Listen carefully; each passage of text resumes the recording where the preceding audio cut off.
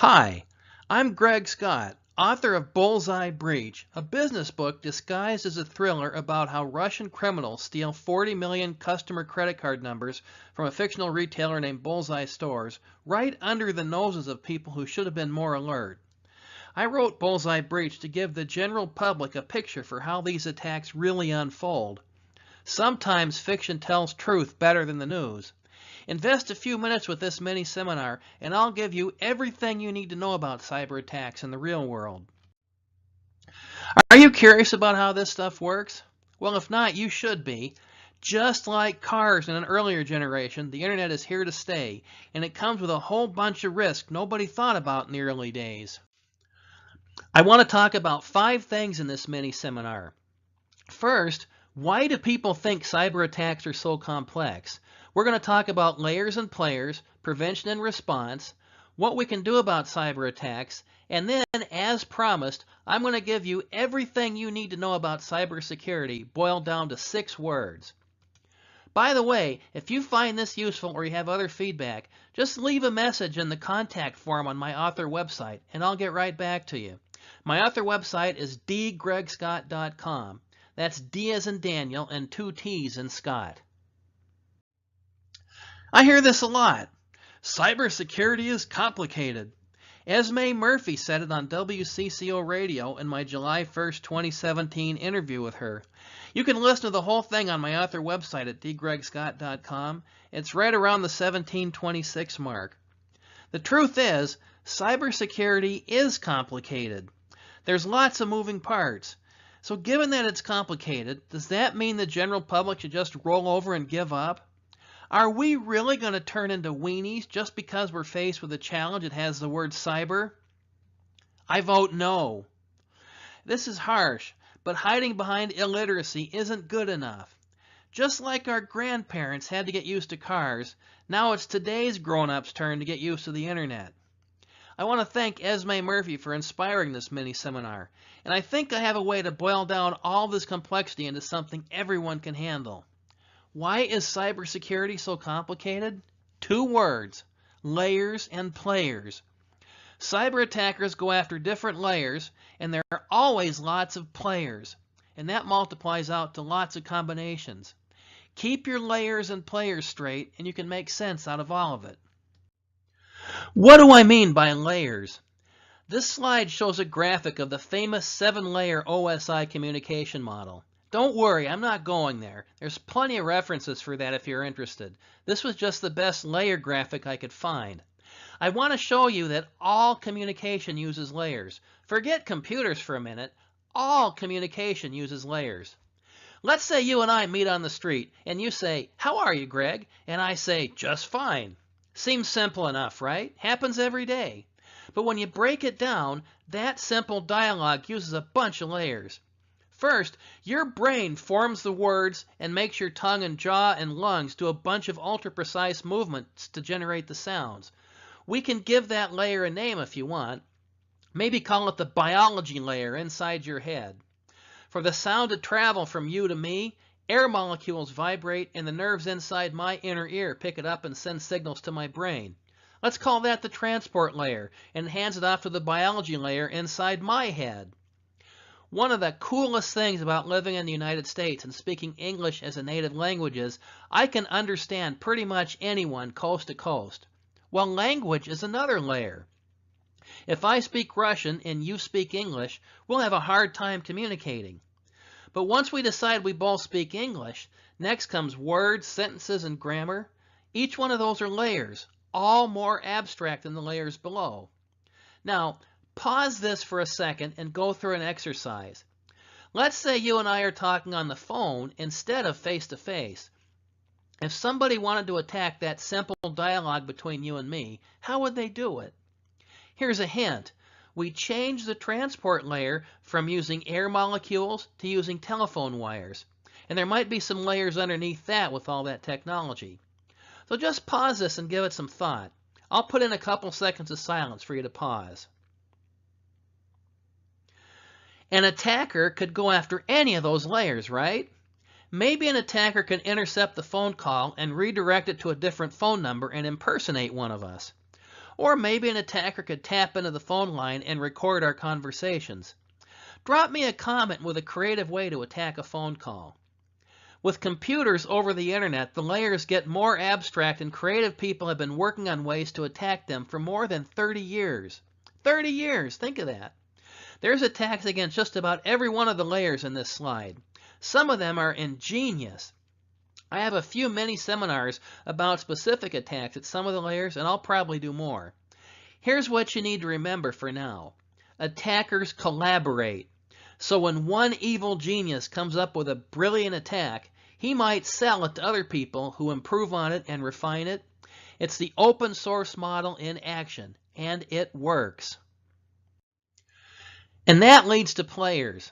Every cyber attack has multiple players, and we give them names to help keep it all straight. They don't have to be Bob and Carol and Ted and Alice. There's usually a Bob and an Alice. Usually Alice wants to talk to Bob, and an evil intruder named Trudy wants to mess with the conversation. Sometimes Alice and Bob will trust a third-party certificate authority we'll name Kathy to verify to each other that they are who they claim to be.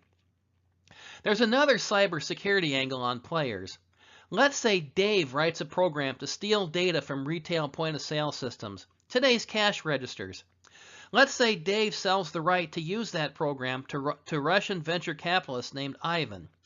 Ivan recruits a team to probe retailers for weaknesses and finds a vulnerability with Bullseye Store's corporate network. Ivan's team uses that vulnerability to inject Dave's program into thousands of point-of-sale systems across the United States to steal 40 million credit card numbers. Sound far-fetched? Well, just read about a few of the retail and hotel data breaches over the past few years. That's how this stuff works.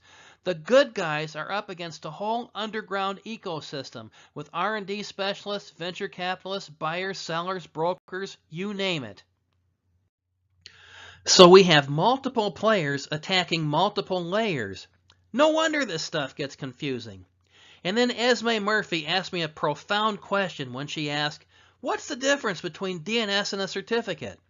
It's at the 9:51 mark in our interview. The answer is they're at different layers. DNS, or Domain Naming System, finds the internet location I want. Certificates verify that entities are who they claim to be. And with just those two sentences, the natural question is, why do we need both? Well, we need a deep dive for this to make sense. Now, notice I did not say websites here. That's because the internet has way more than just websites. First, DNS. Think of DNS as kind of like an internet phone book on steroids. DNS translates names to IP addresses. The slide shows a decent picture for how it works. If I want to find out where, say, www.howstuffworks.com lives, I ask my DNS resolver. It probably doesn't know, so it asks its upstream DNS resolver. And this recursion keeps on going until we find a DNS resolver with the answer. Once somebody knows the answer, it returns to its caller, and this keeps going until my DNS resolver returns the answer back to me. Everyone in that chain keeps a copy of the answer for a little while to keep internet traffic down, and this has cyber attack consequences. I'll come back to that in a minute. Names start with top-level domains on the right, with more specific names flowing left, all separated by dots. So my website, www.dgregscott.com, lives on a host named www, in a domain named dgregscott.com, and the .com part is called a top-level domain. Now you've probably heard of .org, .net, and .edu top-level domains. There are a bunch of others, and an organization named ICANN administers it all, the International Corporation for Assigned Network Names. If you think American presidential politics gets bizarre, just watch the politics around a global naming scheme for everything. There's power in names. Let me show you a couple examples. Amazon spent billions of dollars so people around the world will recognize this name, and crooks take advantage of it. The Amazon part catches your eye, but now you'll notice the real top-level domain name, say in a phishing attack, because now you know how DNS names work. Every country that ICANN agrees is a real country has its own two-letter country code. The United States is .us, Italy is .it, Somalia is .so. Some countries rent out names in their top-level namespace as a revenue source, and some of those countries are not picky about their customers. Here's another example. This one is not a cyber attack. CBS Radio rented the name Play from the Italian name registry because Italy happens to have a country code of .it and Play.it is a catchy English phrase. CBS Radio was spending a fortune building a whole brand around this name. The cybersecurity angle is be careful about names. Sometimes they're legitimate, sometimes they're a scam, and there's no substitute for good human judgment. And while we're on the topic of names, in a phishing attack, that's phishing with a PH, why bother with a disguised name at all? If I'm an attacker, I can easily hide a web link to www.evilwebsite.com behind a string that looks like www.reallygoodwebsite.com. Defend against that attack by checking where the links really point, and see my mini seminar about spam and phishing for more. But even better, if I'm an attacker, what if I could poison DNS records that you care about? If I could pull that off, even if you dug into the phishing email and looked at the embedded link, it would point to the correct name. I wouldn't even need to phish you. No matter what, even if you type in the URL string in your browser by hand, you'll always go to my evil website and you won't know you've been had until it's too late. Here's where www.amazon should point. Let's say I compromise one of those DNS servers in this chain and I change it to point to my evil website instead. You think you're going to Amazon, but you're really going to my evil website where I'll steal everything in your computer and scramble all your documents. See my mini seminar about DNS poisoning for how that works. See the layers and the sublayers inside DNS? I can attack you on a bunch of levels to mess with the names of what you access. And that leads to certificates. The idea is you visit my website and my website hands your web browser a certificate signed by an organization called a certificate authority that both your browser and my website trust. The certificate verifies that my website is what it claims to be. Since we both trust the signature on that certificate, you'll trust my website after you validate that signature. See my mini seminar about trust on the internet for more on how this works. Now let's say you visit a popular shopping website. We've all heard the advice about making sure we see that HTTPS in the beginning of the URL string. HTTPS for Secure Hypertext Markup Language. That's the language and protocol your browser uses to ask for that certificate and validate it. That advice we've all heard is good, but it doesn't go far enough. Let's say you visit that shopping website and your browser returns an error like one of these. Now what? Well, it's a judgment call and you're the judge. Your browser's telling you there's a problem with the certificate that website just handed you. Do you still want to trust that website? There is no universal answer. Here's where it gets even murkier. When I did my Trust on the Internet mini seminar, I mentioned a theoretical possibility of compromising a certificate authority. The idea is both Bob and Alice trust Kathy, the certificate authority. Bob hands Alice a certificate signed by Kathy that says Bob's website is legit. Bob trusts Kathy, Alice trusts Kathy, Kathy says Bob is okay, so Alice trusts Bob. We do transactions like that every day. See how multiple players get in the act? But what if somebody poisons Alice DNS and she visits evil Evan's fake website pretending to be Bob? In order for Evan to convince Alice that Evan is Bob, Evan needs to send Alice a certificate signed by Kathy to satisfy Alice's browser, which means Evan has to break into Kathy's certificate signing system and steal a bunch of certificates. Sounds far-fetched, right? After all, certificate authorities are the backbone for all commerce on the internet.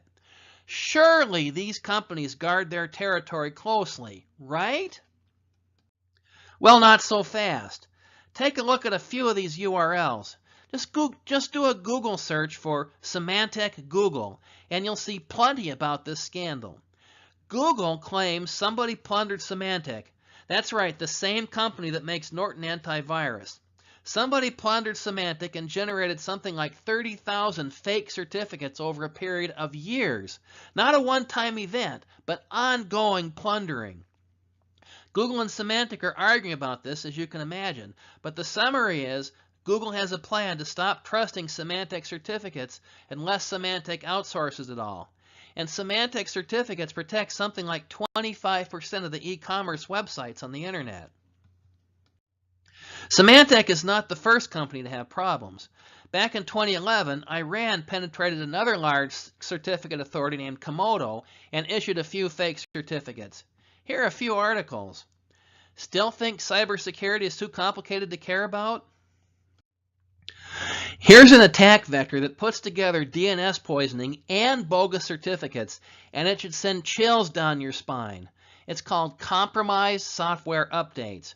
We saw this with the NotPetya attack in Ukraine in 2017, and we'll see it again on a wider scale. Now, to my knowledge, as of mid-July 2017, none of the companies on this slide have had compromised software updates. I listed them because they're popular, and I want to give you a feel for how wide and deep a problem like that could reach. Here's how this works. When you turn on your computer, one of the first things the software on your computer does is reach across the internet to the software manufacturer to look for updates. Pick your popular software package. They pretty much all do it. We call it phoning home. If I want to attack you, I can put time and effort into breaking into your house, and maybe I'll own you. But if I'm going to the trouble, why not attack a software company and poison its update site? Or maybe poison DNS and fool you into going to the wrong update site. Millions of computers will download my evil software buried in a routine update, and then I'll own all of you. Cue the evil laughter track right about here. I really wish I was better at sound effects. Given the tactics to poison DNS and the problems with digital certificates, sooner or later we're going to hear about something like this in the news. One big debate in cybersecurity circles is, do we focus our time and money on preventing attacks or responding to them? My answer is, do both. I can already hear your reaction. I'm not running a national security operation here, and I'm not a tech specialist. None of this stuff is important to me. Well, hang on a second. Before you get mad at me for wasting your time, give me a minute to address that. Because that attitude that cybersecurity is somebody else's problem, that attitude is at the heart of what's wrong with cybersecurity today. You're right about one thing. Your data probably isn't all that critical to the fate of the world. If you're an individual or a small business, the odds are good the most sophisticated cyber attack you'll see is automated ransomware that scrambles your computer. And you can recover from that with a few $100s of extortion money. You're probably not the target of any sophisticated attack, but you might be part of a sophisticated attack against somebody else. Remember when I said all cyber attacks have multiple players? You might be one of the players and not know it. Follow what happened on a few big cyber attacks over the past few years, and you'll find many of them use people all over the place as drones. If you're okay with somebody else using your computer and your internet connection to help attack somebody else, and the risk of sending a few $100s to crooks isn't worth the effort to prevent it, then close this down right now and don't waste any more time. But don't ask me to recover all your data after somebody scrambles all of it. If you're still with me, I'll assume you're willing to at least consider a few prudent measures to prevent cyber attacks. Here are some things on the prevention side to think about. First, learn to think the way attackers think. Beyond garden variety phishing scams and ransomware attacks, the best attackers do reconnaissance first, then probes, and then a targeted attack. Your prevention goal should be to beat the best. If you can beat the best, you can handle the rest. And that leads to layers again. But this time it's layers of defense. Different threats need different defenses, and if an attacker breaches one layer, it still has to penetrate more layers to do damage. Your first defense layer is a firewall. If you're an individual, turn on your computer's personal firewall. If you're an organization, put a good firewall at your boundary. Firewalls stop unsolicited probes, and that makes it difficult for potential attackers to recon you. If they can't find you, they can't hurt you. Minimize your attack surface, meaning give your attackers as few places to attack as possible. You're connected to the internet, so you'll never get this to zero, but get rid of any services or applications you don't need. Simple is good, and the less stuff you have to protect, the simpler your security challenge. At the next level are things you invite in, and firewalls don't do you any good here because you invited it in. A biggie here is spam and phishing. That's phishing with a PH. Open the wrong email attachment and a botnet master from Iran owns you.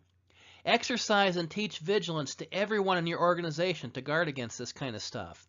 You can also put in anti-spam technology to filter out junk email, but no filtering technology is perfect.